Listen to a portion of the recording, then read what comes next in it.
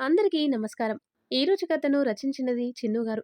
సత్య ఊరికి వెళ్ళడం, ఊరు నుండి వస్తూనే వసు ఇంటికి వెళ్ళడం, ఇంటికి రాగానే ప్రియతో తనకు పెళ్లి అనడం, ప్రియ వసుధను కలవడం, ప్రియ కలిశాక వసుధ ఏడవడం, అన్నింటినీ ఒకదానికొకటి కలిపి ఆలోచించి ఏదో కన్క్లూజన్‌కొచ్చినట్టు డిసైడ్ అయ్యి రూమ్ బయటకు వచ్చి ప్రియా, ప్రియా అని గట్టిగా అరిచాడు ఆకాష్. ఆకాష్ వెంటనే ఫ్రెండ్స్ నలుగురు కూడా వడివడిగా బయటకు వచ్చారు. ఆ అరుపుకు సత్య, మూర్తి ఏమైందా అని, ఎందుకు ఆకాష్ అలా అరిచాడో అని ప్రియ ఆకాష్ ఉన్న దగ్గరికి వచ్చారు.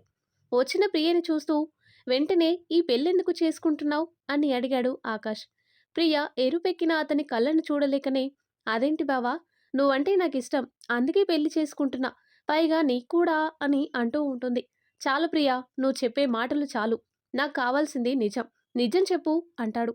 ఒరేయ్ కన్నయ్య, ఏం మాట్లాడుతున్నావురా, ఇంకో 2 గంటల్లో పెళ్లి పెట్టుకొని అని అంటున్న సత్య మాటలకు నువ్వు కాసేపు ఆగమ్మా అని అడ్డుపడి, ఇది నిన్ను కూడా ఓ పాములా వాడుకుంది అని, అయితే నీకు వసుధ ఎలా తెలుసు అని అడిగాడు ఆకాష్ ప్రియని. ప్రియ కాస్త జన్కి, వసుధనా, ఏ వసుధ అని అడిగింది ప్రియ. ఆకాష్ చూపులు బంతి వైపు వెళ్లడంతో ప్రియ బంతిని చూసి, నాకే వసుధ తెలియదు బావా అంది. ఆమె మాటలు వణుకుతున్నాయి అప్పుడు. ఆకాష్ చప్పున ప్రియ చెంప మీద లాగిచ్చి ఒక దెబ్బ పీకాడు. అసలేం జరుగుతుందో, తన కూతురుని ఎందుకు నలుగురి మధ్యలో నిలబెట్టి ఆకాష్ ఎవరి గురించి ఏం మాట్లాడుతున్నాడో అర్థం కాని మూర్తి, ఏంటమ్మా ఇది, వాడేం మాట్లాడుతున్నాడు అని అడిగాడు సత్యని. ఏమో అన్నయ్య, నాకు కూడా ఏం అర్థం కావట్లేదు అంటూ ఆకాష్ వైపే చూస్తోంది సత్య. చెప్పు, వసుధ నీకు తెలీదా, తెలియకుండానే వాళ్ళ ఇంటికి కూడా వెళ్ళి వచ్చావా, చెప్తావా లేదా నిన్ను ఇక్కడే అని ఆకాష్ ప్రియ గొంతు పట్టుకోవడంతో సరిగా ఊపిరి రాక దగ్గుతూ, చెప్తా చెప్తా బావా అని దగ్గుతూ అంది ప్రియ. చెప్పు, ఏంటి నీకు వసుధకు సంబంధం అని ఆకాష్ కోపంతో ప్రియ గొంతును వదిలేశాడు. వచ్చిన కోపం మొత్తాన్ని తన కళ్ళల్లోనే చూపిస్తున్న ఆకాష్ను చూస్తూ తట్టుకోలేక ఇంకేం చేయలేను అని అర్థమయ్యి ఆ అది అది అని నసుకుతూ, హా అదే చెప్పు, ఏంటి సంబంధం, నేను వసుధ వైజాగ్లో ఒకే కాలేజ్, కానీ బ్రాంచ్లు వేరు, తను బీకామ్, నేను బీఎస్సీ. మా క్లాస్లో స్వాతి అనే అమ్మాయి వసుధ రూమ్మేట్. ఎప్పుడు స్వాతి నన్ను స్టడీస్లో డామినేట్ చేసేది, అందుకని అందుకని అని మూర్తి వైపు చూస్తూ, మూర్తి వైపే చూస్తున్న ప్రియా చూపును గమనించి, అందుకని చెప్పు అన్నాడు ఆకాష్. తన వైపే చూస్తూ చెబుతున్న కూతురు ఏం చెప్తుందో అని చూస్తూ ఉన్నాడు మూర్తి. సతీ, రిషి, గీత, సత్య కూడా ఎదురు చూస్తూ ఉన్నారు. మిగిలిన బంధువులు ఇదేదో ఇంటి సమస్య అని అప్పటికే ఎవరి దారిన వారు వెళ్ళిపోయారు. నన్ను స్టడీస్లో డామినేట్ చేస్తుందని మా క్లాస్ బాయ్స్తో ర్యాగింగ్ పేరుతో స్వాతిని ఈవ్ టీజింగ్ చేయించాను. అది వసుధకు తెలిసి నలుగురు ముందు నన్ను కొట్టడమే కాక ప్రిన్సిపల్కి చెప్పి ఫైనల్ ఇయర్లో ఉన్న నన్ను డిబార్ చేయించింది. అది నాన్నకు తెలిస్తే నన్ను చంపేస్తాడని లాస్ట్ ఇయర్ మొత్తం ప్రాజెక్ట్ అని ఇక్కడికి వచ్చేశాను అని ప్రియ చెప్పగానే మరోసారి చెంప చెల్లుమంది. కానీ ఈసారి మూర్తి, నాకే అబద్ధం చెప్పావా, అన్నిసార్లు నమ్ముతూ వచ్చాను కదే అంటూ ఇంకా కొట్టడానికి రెడీ అవుతూ ఉన్నాడు. ఆకాష్ అడ్డుపడి, మామయ్య ఆగు, తను చెప్పాల్సింది ఇంకా ఉంది అని మూర్తిని వసుధ మీద నుండి తప్పించాడు.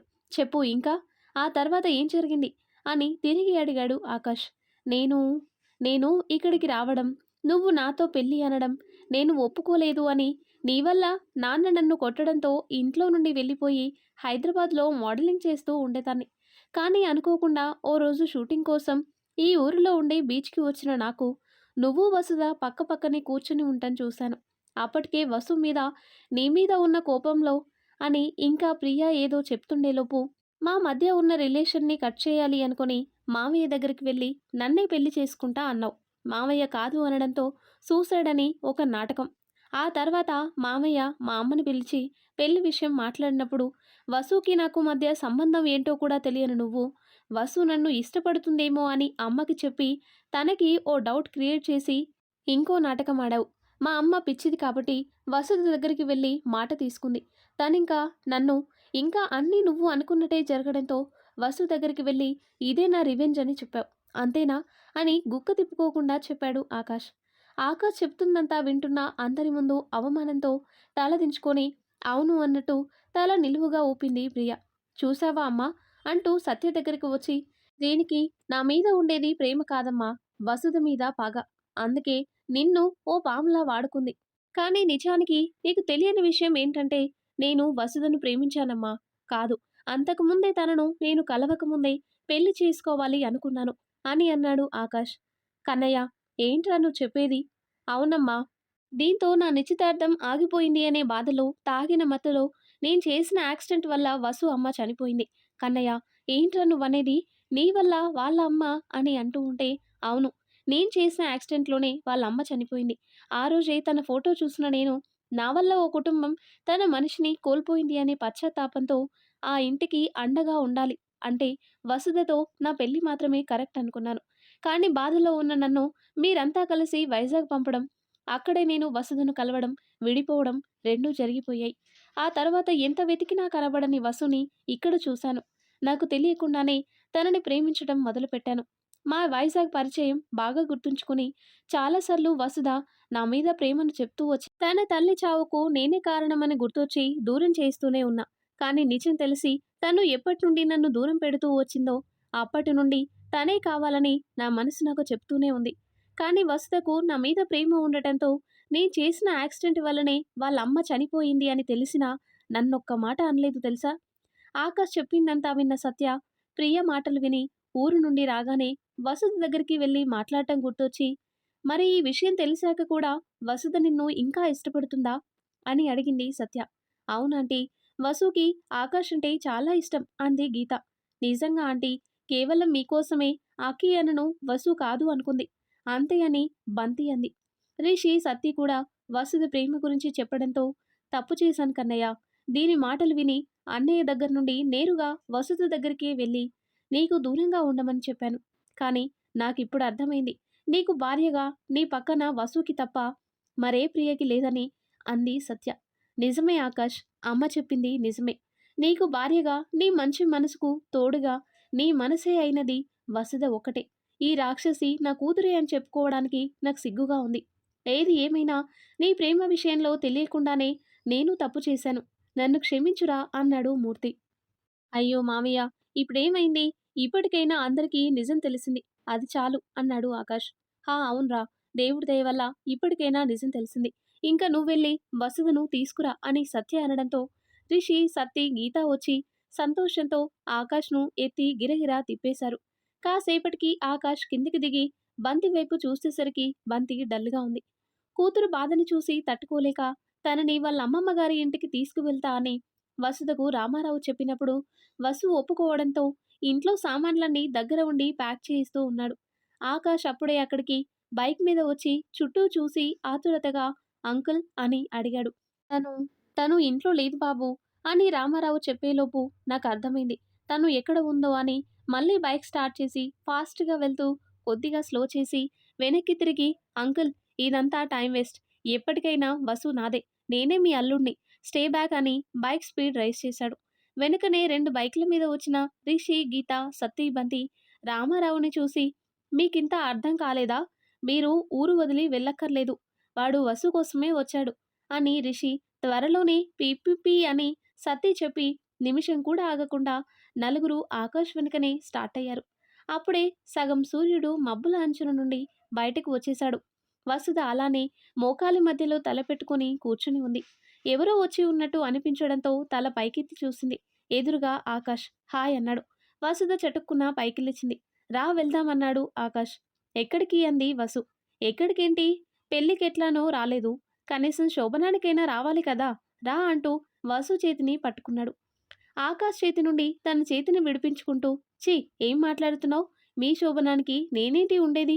పిచ్చి పట్టిందా నీకు అని వెళ్ళిపోబోతున్న వసుధ చేతిని పట్టుకుని దగ్గరకు తీసుకొని, ఎక్కడికే వెళ్ళిపోతున్నావు? నా బాకీ ఇవ్వకుండా అన్నాడు ఆకాష్. అప్పుడే అక్కడికి వస్తున్న రిషి, గీత ఆకాష్ వసు దగ్గర ఉండటం చూసి కొద్ది దూరంలో ఆగిపోయారు. సత్తి, బంతి మాత్రం ఆయాసంతో రిషి, గీతకు దూరంలో ఇసుకలో కూర్చుండిపోయారు. ఆకాష్, ఏంటిది? వదులు అంటూ వసుధ అతని నుండి విడిపించుకోవడానికి ట్రై చేస్తూ ఉంది. మరి నా పెళ్ళానికి ఇవ్వాల్సిన అసలు ఇక్కడ ఇచ్చేశాను. ఇప్పుడది వడ్డీతో అడుగుతుంది. నా అసలు ఇచ్చేయ్, వెళ్ళిపోతా అని వసుధ నడుమును గట్టిగా పట్టుకొని ఆమె కళ్ళలోకి చూస్తూ దగ్గరకు వస్తున్నాడు. వసుధ టెన్షన్తో కళ్ళు మూసుకుంది. ఆకాష్ ఇంకా దగ్గరికి వెళ్ళి వసుధ చెవిలో, కోడల్ని తీసుకురమ్మంది అమ్మ తన నోటితో తనే. అందుకే వచ్చాను, పద వెళ్దాం అని అన్నాడు. వసుధ ఆకాష్ను దూరంగా నెట్టి, ప్రియ మీ ఇంట్లోనే ఉంది కదా అని అంది. ఓసే తింగరి, నేను చెప్పేది ఆ అమ్మ కోడలు అంటే నా పెళ్ళాం గురించి, ప్రియ గురించి కాదు అంటాడు ఆకాష్. అంటే అంటుంది వసుధ. అంటే నీకు ప్రియకి పెళ్ళి అంటుంది వసుధ. అవును జరగలేదు. జరగదు కూడా. రా వెళ్దామని వసుధ చేతిని మళ్ళీ పట్టుకొని నడవబోయాడు ఆకాష్. వసుధ ఆగి నిజమేనా? మరి ఆంటీ అంటుండగానే నువ్విట్లా చెప్తే వినవే అంటూ తన పెదవులతో వసు పెదవులను బంధించాడు. దూరంగా ఉన్న రిషి గీతాలకు వాళ్ళ మాటలు వినబడకపోయినా చేతలు బానే కనిపిస్తున్నాయి.